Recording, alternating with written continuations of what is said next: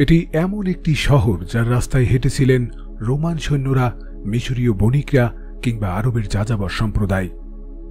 প্রায় 15,000 বছর আগে যে শহরকে গ্রাস করেছিল ভয়ঙ্কর গজব আর লুকিয়ে রেখেছিল বিস্তীর্ণ মরুভূমিতে, এটি বিভিন্ন ধর্ম ও সংস্কৃতির সঙ্গে সংযুক্ত একটি ঐতিহাসিক স্থান। ইসলাম, খ্রিস্টান ও ইহুদি ধর্ম এটিকে ভিন্ন ভিন্ন দৃষ্টিভঙ্গিতে দেখে, আর প্রাচীন নাবাতিয়ান সভ্যতায় এটি ছিল একটি গুরুত্বপূর্ণ ধর্মীয় ও বাণিজ্যিক কেন্দ্র। এখানে পাথর কথা বলে, জল ঝর্ণা হয়ে ফিরে আসে মরুভূমির বুকে। এটি হল পেট্রা নগরী, যেখানে প্রতিটি পাথরের নকশায় লুকিয়ে আছে সাংস্কৃতিক যুদ্ধের গল্প, আর প্রতিটি গিরিখাতে শোনা যায় ইতিহাসের চিৎকার। কিভাবে এক যাযাবর গোত্র গড়ে তুলল বিশ্বের সবচেয়ে রহস্যময় নগরী, আর কিভাবে তা ধ্বংস হয়েছিল, কোথায় লুকিয়ে আছে তাদের স্বর্ণভাণ্ডার, আর কেনই বা এই শহরকে ডাকা হয় প্রকৌশলের অসম্ভব নিদর্শন। এই সকল প্রশ্নের উত্তর জানব আজকের ভিডিওতে। আশা করি ভিডিওটি রোমাঞ্চকর, একই সাথে শিক্ষামূলক হবে। ভিডিওটি শুরু করার আগে অনুরোধ করব, এখনও চ্যানেলটি সাবস্ক্রাইব না করে থাকলে এখনই সাবস্ক্রাইব করে বেল বাটনটি অন করে রাখুন। তো চলুন শুরু করা যাক।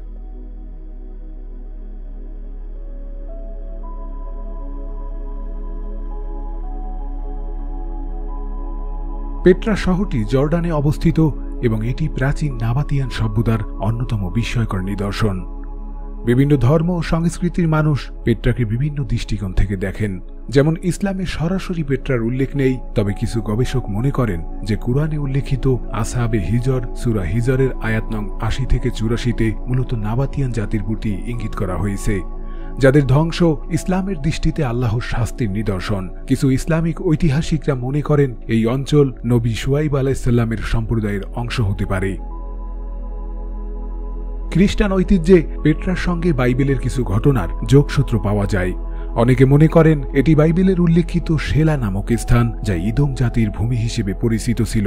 কিছু গবেষক মনে করেন পেট্রা সেই অঞ্চল হতে পারে যেখানে নবী মুসা আলাইহিসসালামের ভাই হারুন আলাইহিসসালাম গিয়েছিলেন, কারণ এখানেই হারুনের সমাধি বলে একটি স্থান বিদ্যমান। ইহুদি ঐতিহ্যে পেট্রাকে অ্যাডমিদের প্রাচীন রাজধানী হিসেবে গণ্য করা হয়। বাইবেলে অ্যাডম জাতির উল্লেখ রয়েছে, যারা নবী ইসহাক আলাইহিসসালামের পুত্র ঈসাউয়ের বংশধর হিসেবে পরিচিত। অনেকে মনে করেন পেট্রা প্রাচীন ইসরায়েলিদের সাথে সংযুক্ত ছিল এবং এটি তাদের ঐতিহাসিক ভ্রমণপথের অংশ ছিল। পেট্রা ছিল মূলত নাবাতিয়ান রাজধানী।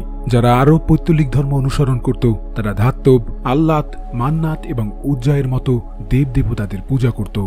এই শহরের বিভিন্ন মন্দির ও দেবতাদের উদ্দেশ্যে উৎসর্গকৃত স্থাপত্য ছিল, যা নাবাতীয় ধর্মের গুরুত্বপূর্ণ নিদর্শন বহন করে। সূর্যের আলোয় যখন পেট্রার পাথর জ্বলে ওঠে, মনে হয় যেন প্রকৃতি নিজের রং তুলি দিয়ে সাজিয়েছে এক মহাকাব্যিক নগরী। নাবাতিয়ানরা খোদাই করেছিল গোলাপি বেলে পাথরে, তাই এর নাম রোজ সিটি। কিন্তু সময়ের গর্ভে হারিয়ে যাওয়ায় এটি লস্ট সিটি হিসেবেও খ্যাত। শতাব্দীর পর শতাব্দী ধরে মরুভূমির বালিচাপা এই নগরীর অস্তিত্ব শুধু স্থানীয় বেদুইনদের গল্পে টিকেছিল, যতক্ষণ না 1812 সালে সুইস অভিযাত্রী জোহান লুডভিগ মার্ঘাট এটিকে পুনরাবিষ্কার করেছিলেন। 1985 সালে ইউনেস্কো এটিকে বিশ্ব ঐতিহ্যের তালিকায় অন্তর্ভুক্ত করেন।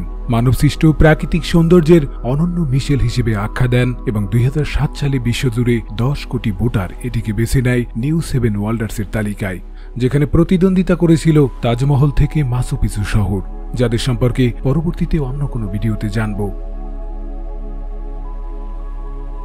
জর্ডানের দক্ষিণে মা আন গভর্নেটের অগ্নিশর্মা মরুভূমির কোলে পেট্রার অবস্থান।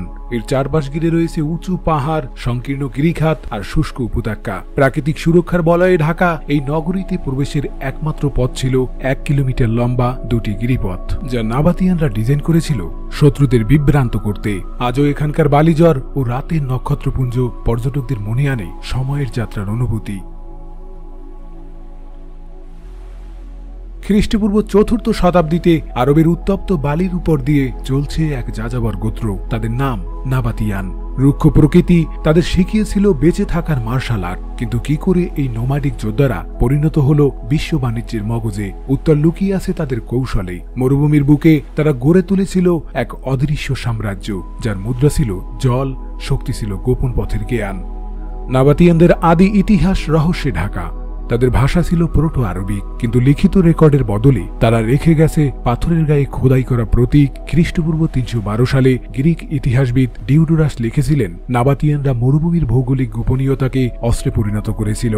তারা রোমান ও গ্রিকদের চোখে ছিল ফ্যান্টাম ওয়ারিয়র্স, যারা হঠাৎ আক্রমণ করে মিশে যেত বালির ধূসরতায়।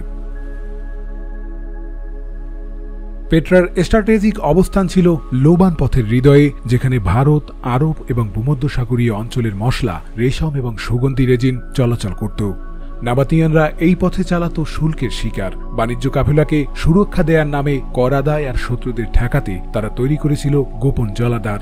তাদের সবচেয়ে মূল্যবান পণ্য ছিল ফ্র্যাঙ্কিনসেন্স, যা রোমে সোনার চেয়েও দামি ছিল। মরুভূমিতে পানির একচেটিয়া নিয়ন্ত্রণ তাদেরকে করেছিল অপরাজেয়।